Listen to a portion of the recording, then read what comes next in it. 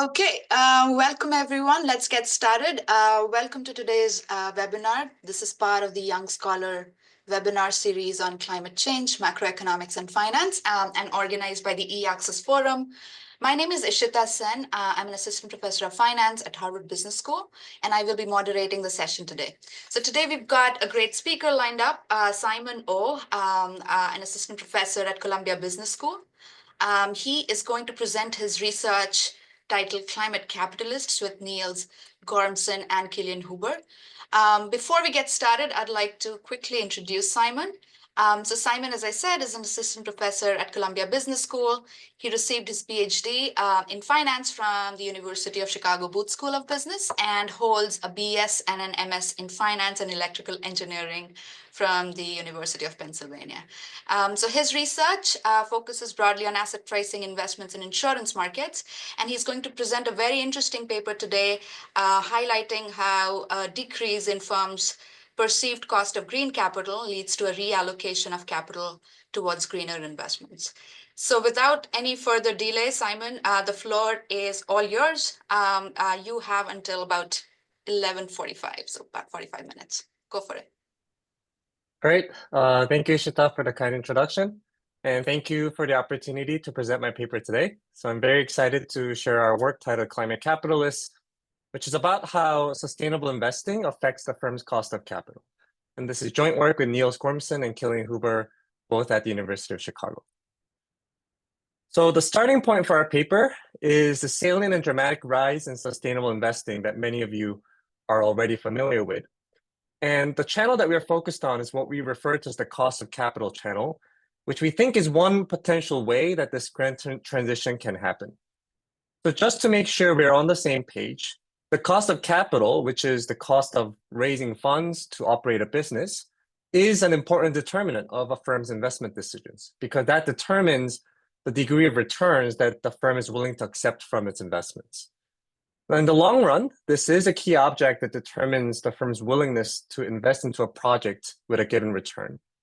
So what that means is that even if the relative return to these green projects do not improve, so you can think of the policies like carbon tax or subsidies that changes the cash flow profile of these investments, but suppose that does not change, but you can still promote green investments if the cost of green capital falls relative to the cost of brown capital. Now, that when I say the cost of green capital, I want you to think about sort of the opportunity cost that's used to evaluate these green projects. Now, when it comes to empirically studying this, there's a major challenge here because the cost of capital is generally not observed.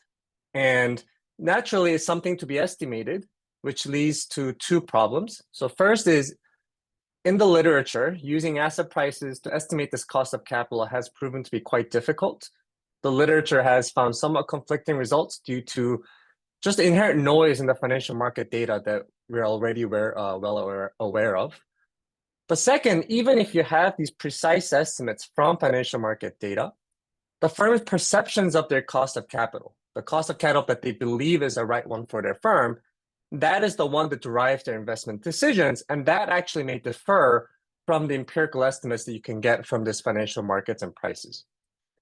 So our solution is to study what we call the firm's perceived cost of capital directly. And this is going to offer us two key advantages. First, it's going to give us greater statistical power than the traditional methods in the literature. And second, it will actually capture the cost of capital that is going to directly shape the firm's investment decision. Now, just to preview our main results, we find that concurrent with this rise in sustainable investing, first, green firms do seem to have a lower perceived cost of capital than brown firms. And we're going to show you that this is true both across firms, but also within the firm, the greener divisions have a lower perceived cost of capital relative to browner divisions. And naturally, this higher spread between green and brown, we also show that is positively associated with larger pledged emissions reductions in the future for a given firm. Now, one of our main points can be summarized in this graph. So the green and the brown lines show the perceived cost of capital for firms that we're going to classify as green and brown based on MSCI's environmental scores. And in a few slides, I'll be very specific on how we construct this graph. Now, the black line shows the assets under management of sustainable funds in terms of billions of dollars, US dollars. So you can see here that prior to 2016, the green and brown firms have a very similar perceived cost of capital. But around 2016, we start to see a divergence. So the green firms' perceived cost of capital starts falling relative to the brown firms. And by the end of our sample, this gap widens to about 2 percentage point differential.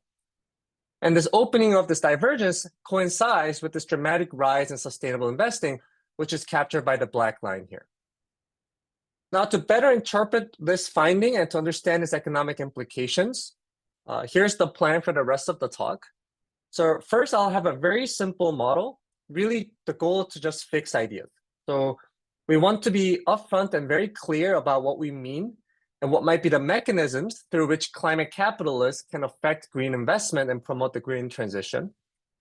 And then I'll talk about the data and present our empirical analysis on both the firm level cost of capital and also the division or the project level cost of capital within the firm. And then finally, we'll see whether these cost of capital differences actually translate into green investments going forward. So let me first start with the model. Again, the goal is to really fix ideas and establish a common ground for how changes in the green cost of capital may affect green investments. Now, we're going to think about these firms as producing output using two types of capital, which is green and brown capital. So you can think of a company, say, that generates electricity using a combination of solar panels, which is green, and coal plants, which is brown capital. Now, when the cost of green capital falls, for instance, due to this rise in sustainable investing, this can lead to a reallocation away from brown to green firms through two distinct channels. The first channel, we're going to call it the cross-firm channel.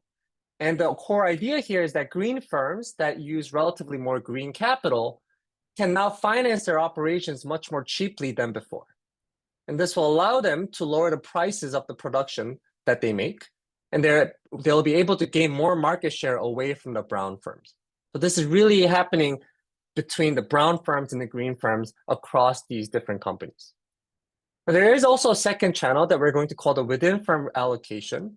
So the idea here is that if the firms are able to distinguish between the cost of brown capital and the cost of green capital in their investment decisions, then they will also shift their own investment mix. So you can think of this as a ratio of green to brown capital towards greener projects because that one now has a lower cost of capital. And they're able to distinguish between the cost of capital for green division or green project relative to the cost of capital for brown division or brown projects.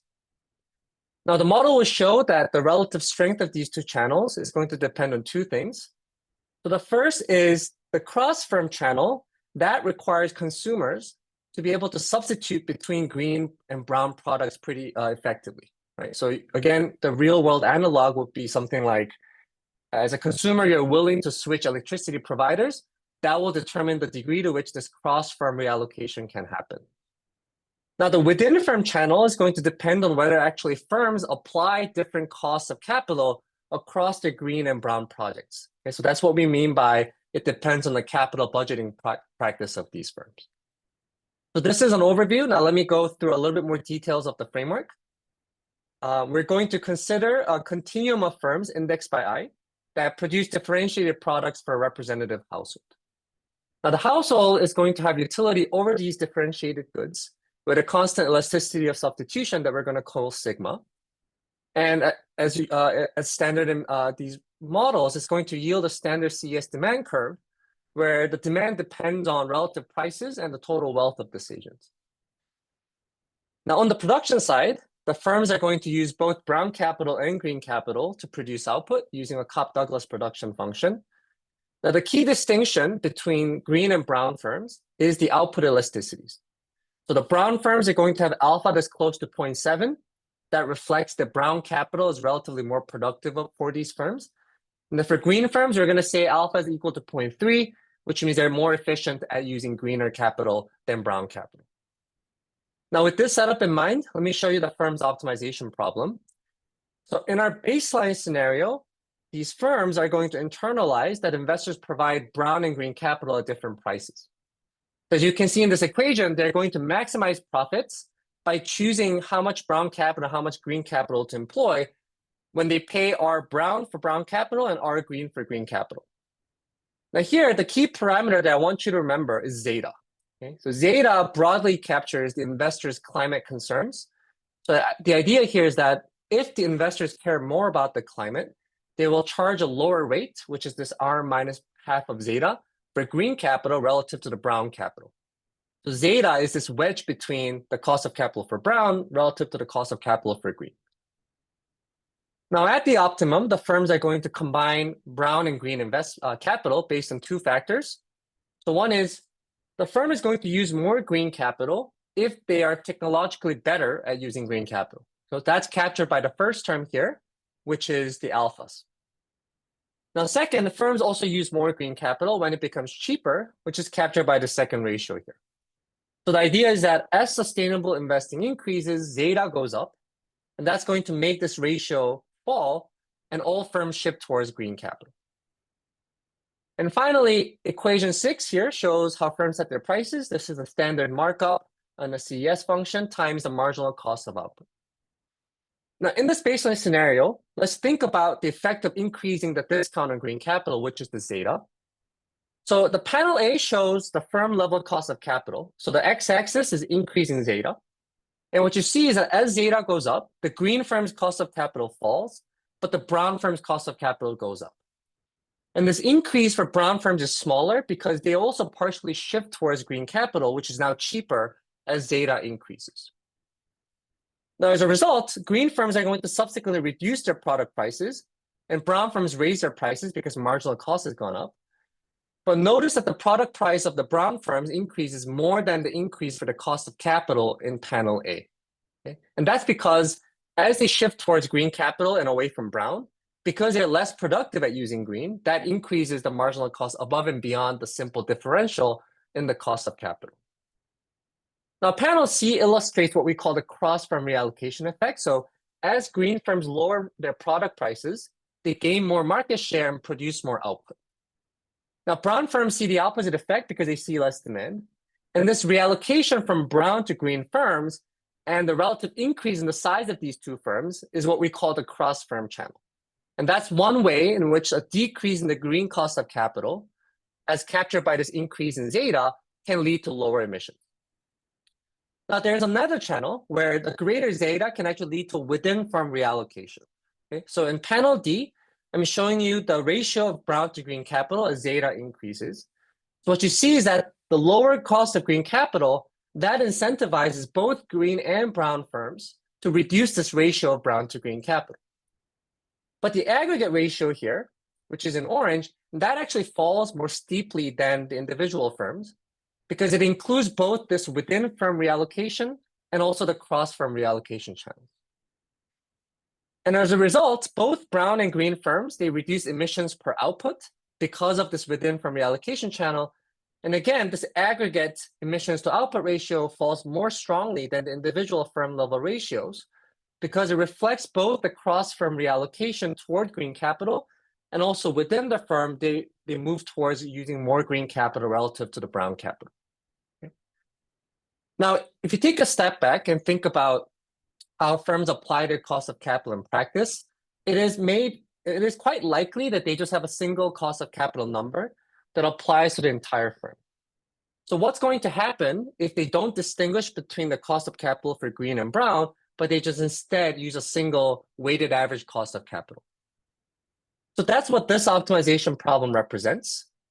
And we're going to let them choose, again, a mix of green and brown capital, but now they just use a single firm level cost of capital as opposed to a separate cost of capital for each type of investments. Now, in this scenario, the optimal ratio between brown and green really only depends on the relative output elasticities. And the optimal price is also a markup over marginal cost. So what this says is that firms are just going to choose their capital mix based on only on their technological efficiency in using brown versus green capital. And as a result, firms with a higher greener efficiency can offer more competitive prices in the product market. Okay? So now think about doing the same exercise where the zeta changes and see how prices and cost of capital changes. So the result for the firm level cost of capital, the product prices, and the output are actually quite similar to the baseline case that you can see on this slide. But if you look at panel D, this within firm channel is now eliminated because they're using only a single number for both green and brown capital. So as you can see from the brown and green lines here, there is no within firm shift. So this ratio of brown to green is only pinned down by the respective output elasticities. But the aggregate ratio, which is in orange, still falls because of this cross-firm reallocation channel. But as you can see, the effect here is much weaker than the case I've shown you before. And there's a similar story for the emissions to output ratio as well. So now just to summarize the model, let me compare these two channels. So here I'm plotting the aggregate emissions to output ratio, and the x-axis is the elasticity of substitution on the consumer side. And we're going to look at three different scenarios. So the blue line is where zeta is equal to 0. So this is when investors do not have a preference for green capital, and as a result, there is no wedge between the cost of capital for green versus brown. And as you can see, no matter how willing the consumer is able to substitute between green and brown goods, this emissions to output ratio is not going to change. Now, if you look at the orange line, this is when zeta is equal to 3%, yet firms still use a single cost of capital. This is when only the cross-firm reallocations and operations. Okay? So you see that for greater values of sigma, which means that when consumers are more willing to substitute towards products of green firms, the emissions to output ratio falls much more steeply. But also shows you that if they're not that close, if sigma is not that big, if it's very close to 1, for example, then this cross-firm channel is going to be weak. Now look at the last case, which is in yellow. That's when zeta is 3%. Again, there's a 3 percentage point differential between cost of green capital and brown capital. But now the firms are using project-specific cost of capital. Okay? So this is when the cross-firm and the within-firm channels are both in operation. And importantly, the within-firm channel does not directly depend on sigma, as you can see in the level shift of the orange curve relative to the yellow curve. So this additional reduction that we get in the emissions rate to output ratio, that's roughly constant across different values of sigma. Okay? So one hopeful message from this is even if consumers are not willing to substitute between green and brown products, as long as the firms know and apply different costs of capital for green and brown capital, that can still reduce emissions. And the magnitude here is going to be the difference, the vertical difference between the orange and the yellow line in the graph. Okay? So now with these two channels in mind, I'll first show you evidence of the cross-firm reallocation, and then I'll show you evidence of the within-firm reallocation. Now, before going there, let me briefly tell you about our data, which is a key component of our paper. I'll first talk about the data for the firm-level cost of capital. And it turns out that firms do occasionally disclose their cost of capital in these calls, as you can see from some of these examples. Like Air Canada, it says our weighted average cost of capital is 7.6%, or Philips or Nestle, and this is very common across many large firms. So for this part, we're going to use data from another paper of my co-authors, Gormson and Huber 2022. So they identify over 100,000 paragraphs in the transcripts of earnings conference calls, and they look for these relevant keywords that are indicative of the cost of capital that are used by these firms. And they manually read and record these numbers with a team of RAs, and they collect data on the perceived cost of capital, and then the cost of equity and the cost of debt. They also collect information on discount rates, which is the actual number that they use to compute the net present value of each investment. And they also collect information on the realized returns of these investments when it's possible. Now, I want to say that, again, emphasize that the word perceived here might make it sound a bit behavioral, but this is actually what determines the actual investment decisions. So in that sense, we are able to get a bit closer to the firm's actual decision-making process through this data set, as opposed to just relying on financial metrics. Now, one thing I want to add is that when they collect this data, they spend significant effort making sure that this object that we call the firm level cost of capital is indeed a number that applies to the entire firm. And I'm emphasizing this distinction because later we are also going to look for numbers that only apply to specific divisions within the firm. But for now, the numbers I'm going to talk about are the ones that apply to the entire firm. Now, their data set has about 3,200 observations for perceived cost of capital, and this covers both for the US and global. It is more representative of the larger firms as they are more likely to disclose these financial metrics.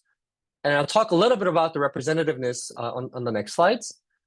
If you want to get a sense of the magnitude and the coverage, the firms in this data account for about 40% of total assets in developed markets. And it's also available at costofcapital.org, where there's a full data and the supporting materials as well. Now, we think that these numbers are credible for multiple reasons. One is that these calls in which we scrape this cost of capital data are indeed high stakes interactions that are repeated. Okay, so it gives firms at least some strong incentives to provide accurate information due to the scrutiny from the analyst or the investor side. And also these statements are actually often cited in securities lawsuits, and the authors are careful to implement extensive data validation in their paper. Now, I can't go through all the validation today, but let me just show you one validation exercise to show that the cost of capital actually lines up with real firm decisions, exactly like how you might think. Okay? So according to standard theory, a firm's perceived cost of capital should influence its real financial and operational decisions. Specifically, a higher cost of capital should lead to higher required returns on projects. They are also expected to invest less, holding everything else fixed. And a higher cost of capital should also correspond to less capital being deployed, and in particular relative to labor. Okay? So Gormans and Hoover indeed find that firms with a higher cost of capital earn higher returns on their invested capital. They invest less, and they also have a lower capital to labor ratio. Okay? Now that I've described you the data, let's look at the firm level differences in the perceived cost of capital and in the context of our framework I've shown you before. Okay? So this is the graph I showed you earlier. In each year, what we're doing here is we're splitting all the firms into two groups based on the median of the MSCI environmental score. Okay? And then we're going to calculate the average perceived cost of capital in each group. We're plotting the 3-year moving averages in this figure. So as I foreshadowed earlier, the perceived cost of capital between brown and green firms, they move in parallel prior to 2016, after which you start to see a divergence. It also shows that the total assets under management starts accelerating after 2016. And as some of you might already know, this is driven in part by rising public interest after the enactment of the Paris Agreement, also accompanied by advances in corporate sustainability disclosures. And some other papers like Pastor Stanbaugh and Taylor show that the equity greenium starts to go up around this time period. And also the issuance of green bonds also happen to accelerate around this time period as well. Now, this table shows a regression version of this graph. So we're regressing the firm's perceived cost of capital on the firm's environmental score. And we're going to look at both US and global samples. And we also include year fixed effects to just observe the aggregate trends in the perceived cost of capital over time. So this is really in the cross section. If you focus on the US sample, we see that the unconditional relationship between the firm's perceived cost of capital and the environmental score is negative, but it's statistically insignificant. But if you add a post-2016 interaction, the interaction is really what's driving this result. So after 2016, green firms experienced a substantial reduction in the perceived cost of capital relative to brown firms. And this is robust to adding controls that you think would plausibly affect expected returns like leverage, beta, and market value, and book to market, for example. If you look at the global sample, we observe a similar result. We find a negative relation between the perceived cost of capital and the environmental score, but only after the year 2016. Now, of course, there are many other factors that go into the firm's cost of capital. So we want to see whether the effect of the environmental score is truly unique, even controlling for these other factors. So one exercise that we do is we run a lasso regression, which helps us isolate the most relevant factors from a broad set of potential predictors in explaining the variation in this cost of capital across firms. We're going to take the set of factors from Jensen et al., where they have a host of factors from the factor zoo. And we're going to include this interaction of the environmental score with the post-2016 dummy and run a lasso regression.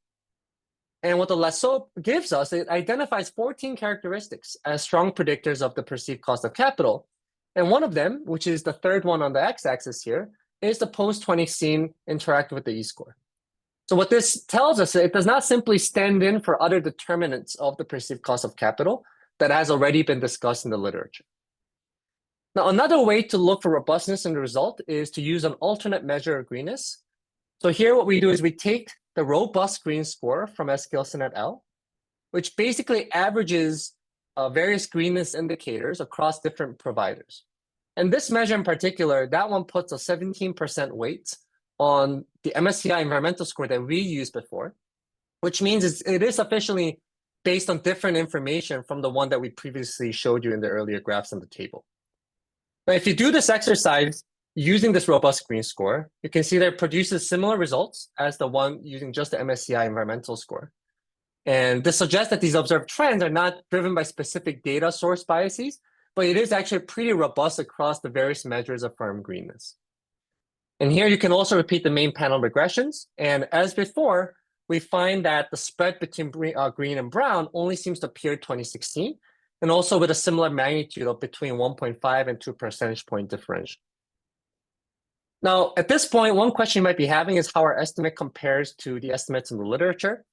So there is a large and growing literature that uses surveys or asset pricing models or quantitative theories to gauge these expected return differentials. And as firms may not behave as in textbook theory, it is very possible that the firm's perceived cost of capital may deviate substantially from whatever that can be estimated from the financial markets. So what we do here is we identify all the academic papers that estimate this differential in expected returns between green and brown. And to be able to compare them to the same page, we're going to convert the expected return estimates to correspond to a 2 standard deviation in the firm greenness of two standard deviation change in firm greenness across firms. Okay, so in our case, this 2 standard deviation is about 0.44, and our estimate was 1.7. So we're going to scale it to arrive at 0.75 percentage points for our own estimate. Okay? Now, this showed you the distribution of the estimates from the literature. Okay? So the estimates span from 3.8 on the far left.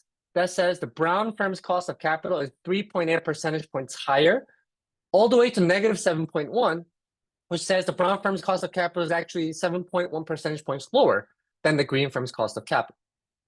So in some sense, this wide range of estimates reflects inherent difficulty in estimating this long-run expected returns precisely.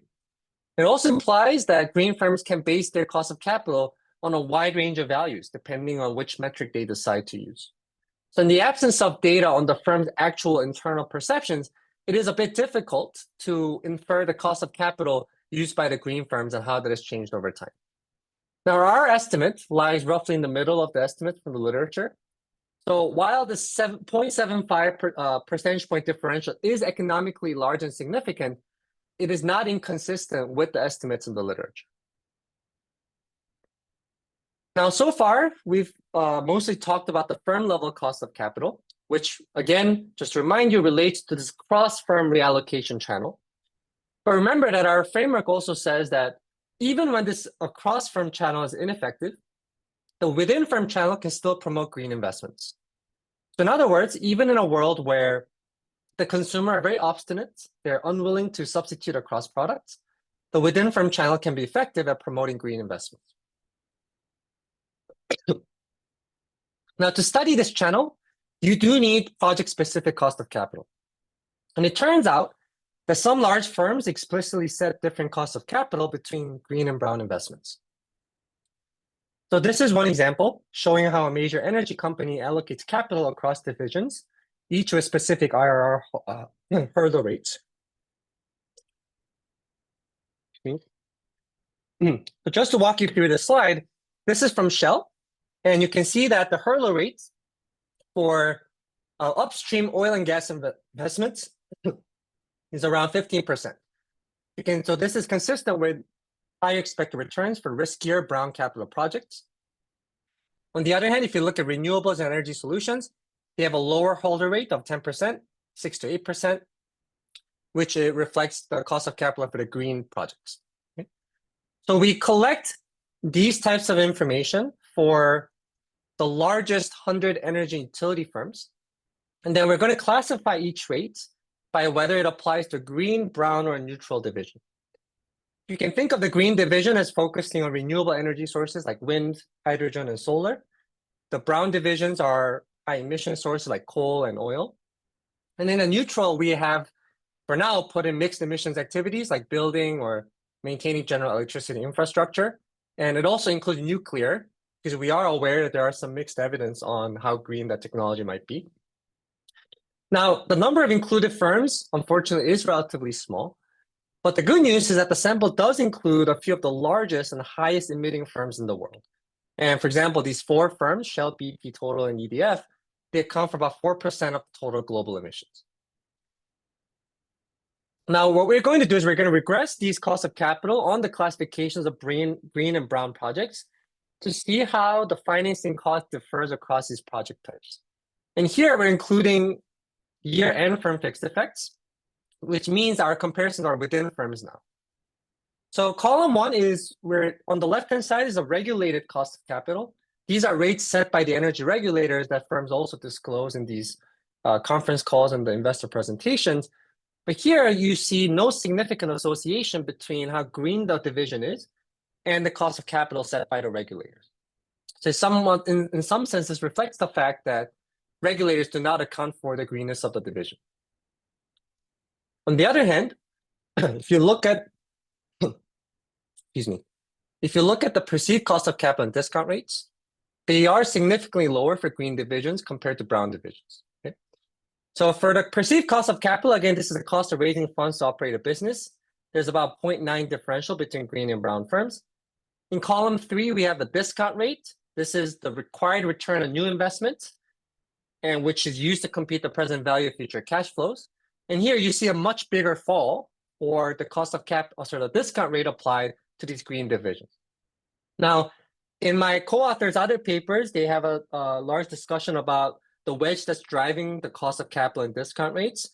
Just to summarize their findings, basically there could be some sources from the manager's perspective that puts an additional wedge between the cost of capital and discount rates in this case. So that could be one reason why the response for discount rates is much higher than for cost of capital.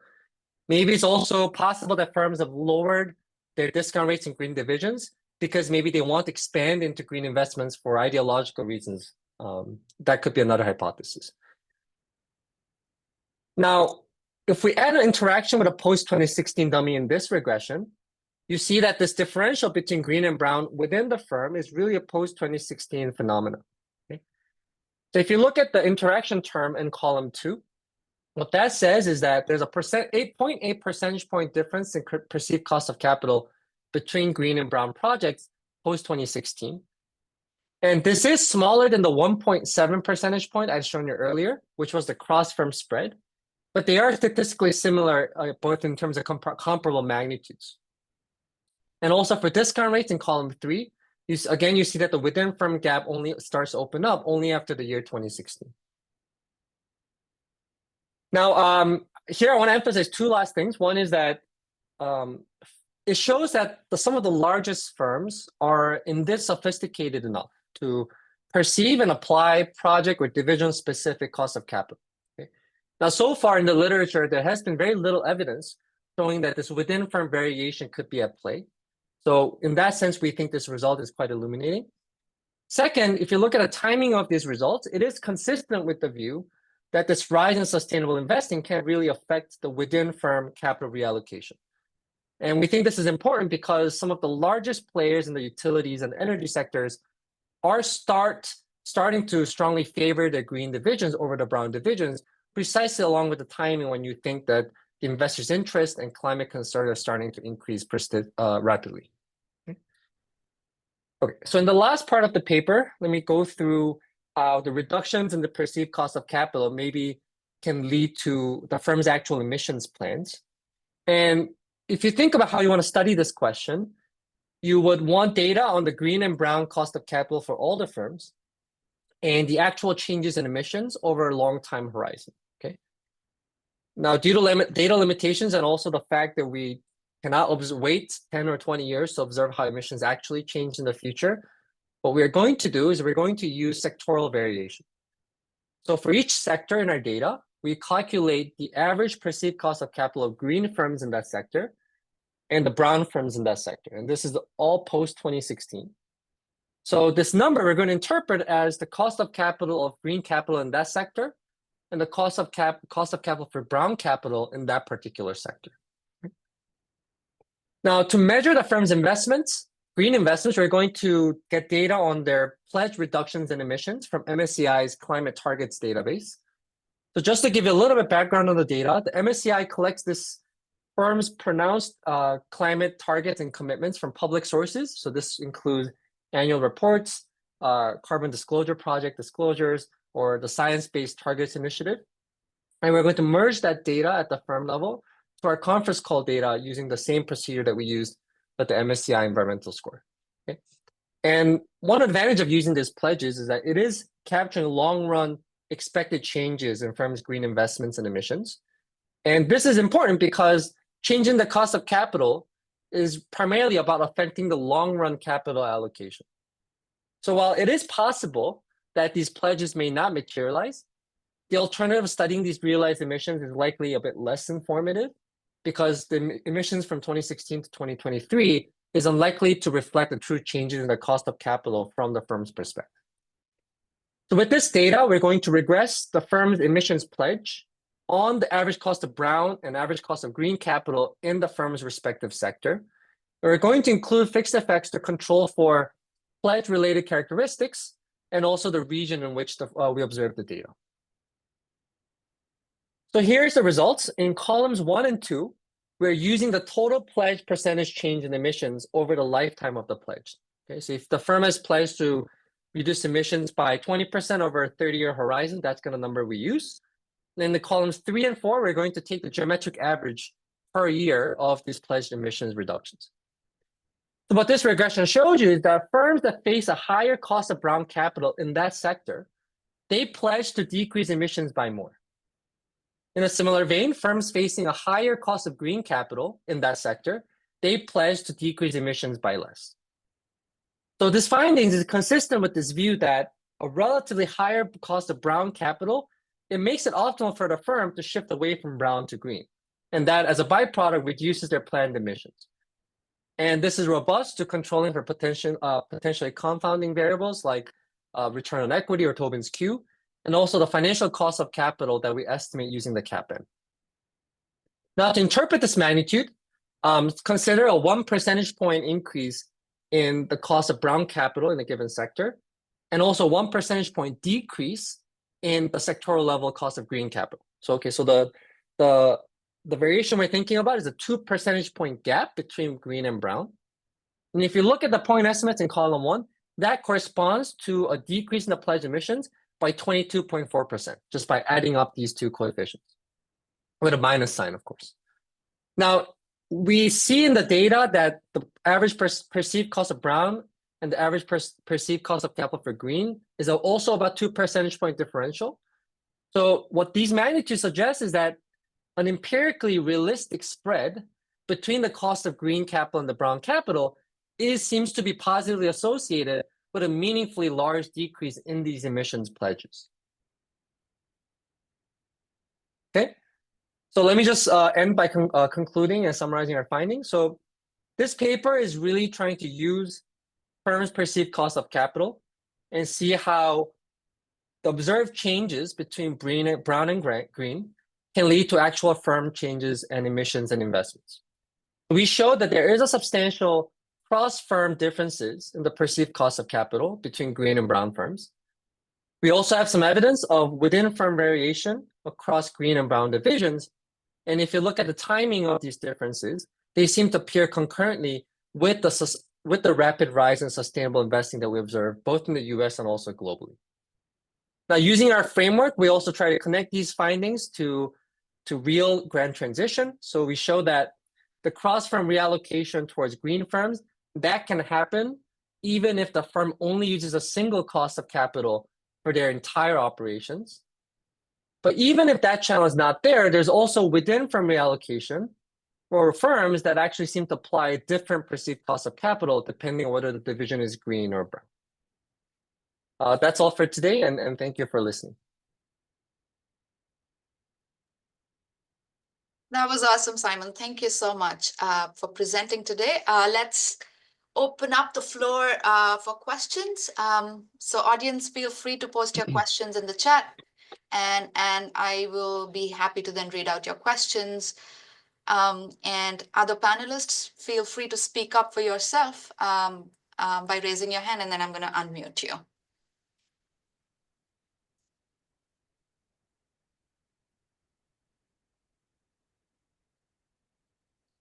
Okay, while we are getting a few questions, Simon, maybe I can start off with one from me. So this is a little bit about the data. I was sort of thinking a little bit about the selection potentially, the selection concern here potentially. And I just wanted to get a take on how worried you are about, that, as in like what fraction of some of the large firms or the small firms are reporting the perceived cost of capital, but more so actually, my concern was that those who end up actually reporting a green and a brown cost of capital separately are likely the ones who have a different cost of capital of like a green and a brown cost of capital, right? They're the ones that actually have a different one. And as a result, you're finding this gap because you are sort of over sort of sampling firms that actually are reporting a gap. And so for the most part, for all of the other firms that actually have a zero gap, they are not the ones that are reporting and are underrepresented in the sample. And so this would sort of bias your results in terms of like finding actually a gap between green and brown cost of capital, at least for the sample that actually reports both. And sort of my concern was that you're overestimating sort of the difference in cost of capital. So maybe you could start with that, and then I will start asking you some of the other questions that come from the audience. Yeah, no, I think that's an excellent question. And I think this is particularly pertinent because if you want to think about sort of the overall economy's green transition, we do care a lot about what fraction of the economy is actually applying these things. I think for the data on the firm level cost of capital, I will defer a little bit because it is based on a different paper that we use. But for the project level cost of capital, I agree with you that if you think about a firm's decision to disclose such granular data, they would only do it because they think it will help them in some sense, and firms that do not engage in this practice may not choose to do so. That being said, I think a lot of the firms that we have, let me just see if I can find that slide. So a lot of the firms that we have here are the truly large firms. So if you care about sort of what fraction, these are like kind of a 4% of global emissions. We do think that even for this set of firms, as long as they apply a substantially large different cost of capital with the green and brown, that can lead to meaningful reductions in emissions. Okay, so I showed you a 20% number associated with a 2 percentage point spread. A 20% of 4% is still already close to 1% of total emissions. So in that sense, we think that already the numbers that we showed you is quite relevant for sort of the global transition to a greener economy. And yeah, so that would be my answer. Of course, but I agree with you that when it comes to collecting this data, most of these presentations and do not actually contain that level of granularity. But I think from an aggregate perspective, if we think that these are the large granular firms for which changing their emissions patterns will have a large impact, then I think this is a good sample to study. And there are also some papers that cast doubt on the incentives of these brown firms. Like I think Hartzmark and Shu is one example where maybe they don't have this sustainable investing may not generate enough incentives for them to actually invest in green investment. So in respect to that, I think this is more of a positive message that as long as there's a within firm differential, there could be enough incentives for them to engage in greener investments. Yeah, no, that makes sense. Maybe I could ask you a few questions from the audience, and then I will let the other panelists also jump in. So there's a clarifying question about how you define a green and a brown firm, and to what extent there is sort of a change every year. I think it sort of goes back to, in some sense, a graph that you showed earlier. Even I was sort of worried about the composition of firms changing over time. Maybe some firms are reporting, and in like year 20, let's say in 2016, some other set of firms are reporting in 2023. And so how do you sort of deal with that? And if you could sort of talk a little bit about the green and the brown firm definitions as well. Yeah, so for the definition green and brown, we are sorting them every year. So the ratings are pretty persistent, as many of you may know. But the set of firms does change over time because when a firm reports cost of capital in 1 year, that firm may not report it in the next year in the conference call. So in that case, we only retain the observation for the year that the firm actually reported. So the sample of firms does change over time, and we're relying on the cross-section differential between green and brown within the year with these fixed effects. So the classification is happening every year based on the cross-section MSCI scores. And the set of firms that we include are only the firms that do report the cost of capital for that year. But you may have a larger fraction of green firms reporting in the later part of the sample, and that might be driving this graph. I guess then the question is whether the incentive to report is correlated with the cost of capital that they report, like the level of the cost of capital report. I might cannot think off the top of my head if there's like strong enough incentive for them to do that, because we tend to, so I think our interpretation is that when they report these costs of capital, is the incentive to report a cost of capital coming from catering to its investors or sustainable investing is not the main driver for why they disclose it. So in that sense, I think changes in the sample may not mechanically drive the gap around 2016. That would be my interpretation. Yeah.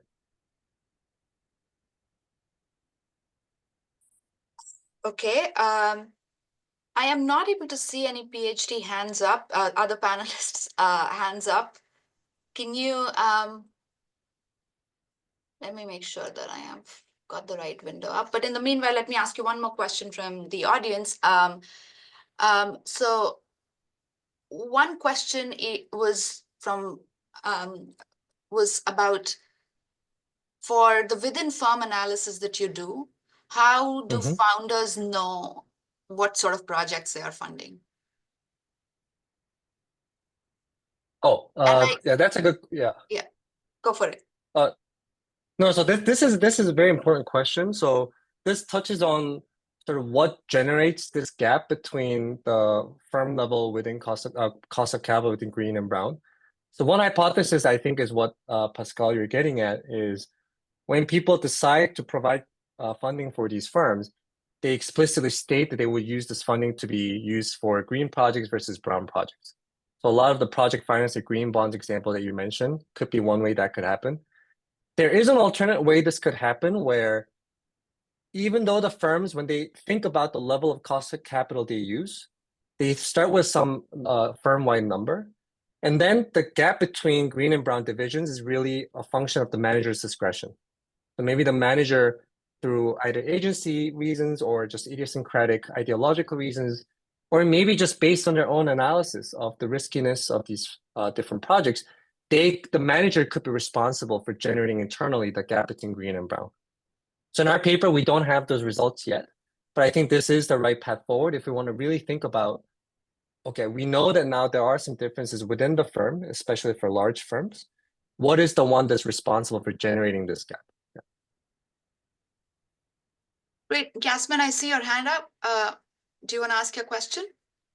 Yes, so I actually had a question also that follows up perhaps on the earlier question on how green and brown firms are defined, because what you've shown so far are definitions based on ESG scores, right? As well as the robust green score of Skilding et al. But I was wondering whether the results also hold when you were to classify the results based on their emissions, or whether that matters to any extent. Because I think what we've seen so far in the literature is that the correlation between these various measures does not always go in the same way. Given that, for example, ESG scores could be driven more by the social or governance part, or for example, yeah. Yeah, so that's a great point. It really gets at the core of what is the firm sort of characteristics that drives this wedge. And for now, we stuck with the environmental score partly because I think the literature shows that when investors make their investment decisions, they all primarily seem to account and use MSCI, both at the fund level and also at the individual portfolio choice level. later we do have this exercise, you may have seen, that where we try to correlate their pledge reductions emissions on the classification of firms that we have. For that purpose, I think we stuck to the E-score and the robust E-score. But yeah, that's obviously another split of firms that we have to do, and I don't have the results yet to tell you right now. Yeah, but thank you for the suggestion. Yeah.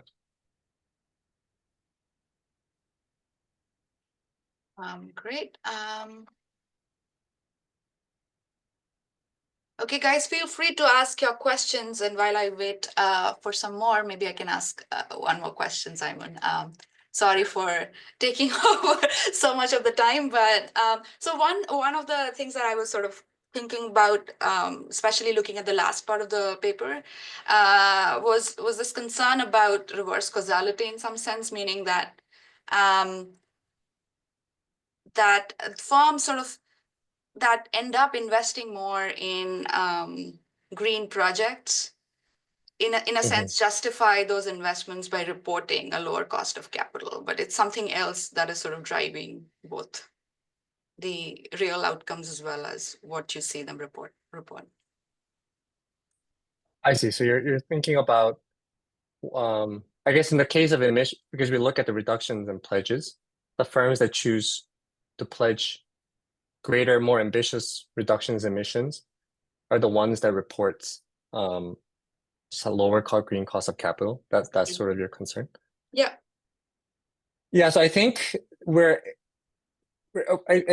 tend to think of results as about a layer protected from that direct concern, because we are aggregating these numbers to a sectoral level, green and brown cost of capital, and then we just really look at firms within that sector, how they respond to these gap between cost of brown and green firms.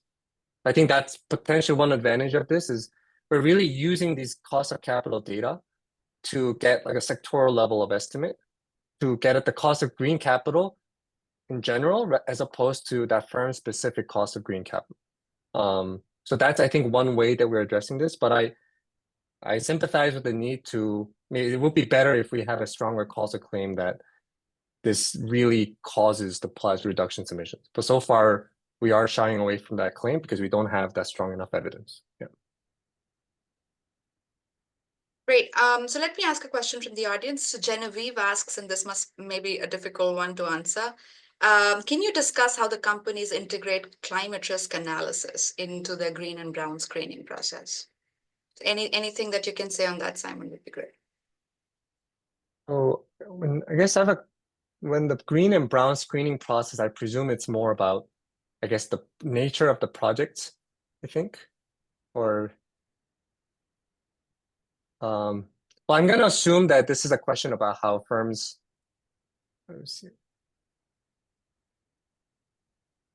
decide on the green and brown screening process. So I don't want to step outside my boundaries. I don't think I have a great answer yet. I do think that it would be useful from the firm's perspective to have a clear sense of which divisions are better rewarded from capital markets as opposed to which divisions are not. So when I was discussing these data on the division level cost of capital, using the Shell as an example, there are some clear ones like renewables or electric vehicle charging that are clearly green ones. There are also some more general ones. And those ones, from a firm's perspective, you can think about them there's being a greater uncertainty about what investors think, greater uncertainty about the demand for these projects from investors, a sustainable investors' perspective. So perhaps one thing that could be useful that our paper suggests is that increasing that distinction between projects that makes it more salient for firms to understand and internalize the climate capitalist demand per se, that could potentially lead to even more gap between the cost of capital for green and brown capital. But that's so far, I think, the extent to which I can answer this question. But yeah. So let me ask you another one from the audience. So Saurabh Prasad asks a couple of questions that are all, I think, trying to get at to what degree do you have the green and brown firms matching in terms of sort of their fundamental characteristics? And he had a suggestion about including sort of a table that would sort of throw a little bit more color on what these firms are look like. Yeah, that's also a good question. Again, partly I will defer to my co-author's paper because they that paper already has the comparison of I think the table that you have in mind. I will say this is an important point, and that's precisely why we do try to control for a lot of these variables that we know that firms can have heterogeneous loadings on, and we know affects their cost of capital or the investment decision. So I echo your concern. I will defer to a separate paper that reports the firm level cost of capital. And in our analysis, I want to emphasize we are making sure that we don't want the omitted variables like other firm characteristics that's driving these results that we see in the gap between green and brown capital, both across firms and also within the firm. Simon, do you also mind taking another question from Genevieve about the MSCI e-score? And her question is that it doesn't appear that companies are reporting all 15 categories of scope 3, basically all of their carbon footprint. I see. Yeah, that's an interesting question. I think partly relates to sort of the optimal design of these scores and making sure the investors choose the firms based on the right characteristics. I think for precisely this reason, I think we do a robustness check using a different score. I think what you're pointing at is that maybe the MSCI environmental score could be more informative for really figuring out which firms have a lot of emissions or which firms don't have a lot of emissions. I don't think I have also anything confident to say about the score methodology, but I do echo your concerns about this, some limitations of this measure. And I think it was one of the other questions that perhaps we should show more results on the different cuts of firms and thinking about which cuts of the firms make more sense in thinking about the differential in the cost of capital. Yeah. Right. And along the same lines, there's another question from J.I. Zhu asking if you have sort of included industry groupings in the analysis just to sort of see which industries are driving these results, as well as sort of this. There was another point about the data being at the quarterly level, but some of the analysis or the graph is at an annual level, and if there was sort of a reason why you chose to do things at an annual level rather than quarterly. Yeah, no, thanks for that question. I think one of the main limitations is the data on the perceived cost of capital and discount rates I mean, my co-authors have in some sense a heroic task of collecting all these. And unfortunately, if you do a quarterly level, the data is very, very sparse. So we do want to retain some power in the cross-section to do this annually using the year fixed effects. That's one reason. In terms of, again, using the sorting variable, I think that's an excellent suggestion. And as many of you know, the benefit of MSCI is that a lot of the readings are granular. So far, we've done the MSCI environmental score and then the robust environmental score from, let's say, Peterson's work. But I think this is one additional exercise that we'll probably have to do. Yeah. Yeah, that's my response. Great. So I think we are nearly out of time. And so I would like to sort of end the session. Just wanted to say thank you, Simon, for an excellent presentation. And thank you so much to the audience for engaging with great questions as well. Do you want to say anything to wrap up, Simon, or otherwise I'll go ahead and... Yeah, I guess one big picture message that I want to emphasize for my paper is that if you think about the different tools that we have to transition to a greener economy, there are a lot of discussions about the carbon tax or giving subsidies, which change the nature of the investments that firms engage in.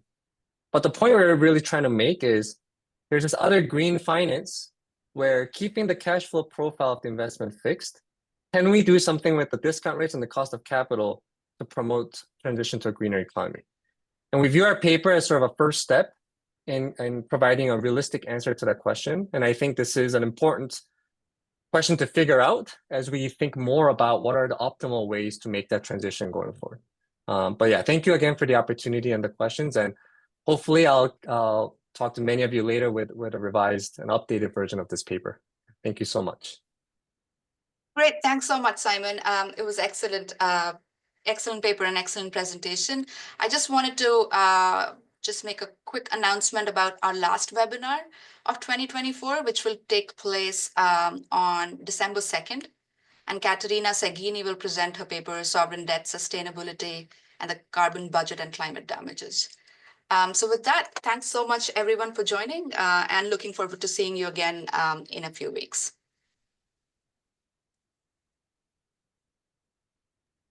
Thank you. Thanks very much, Simon and Ishita. Thank you.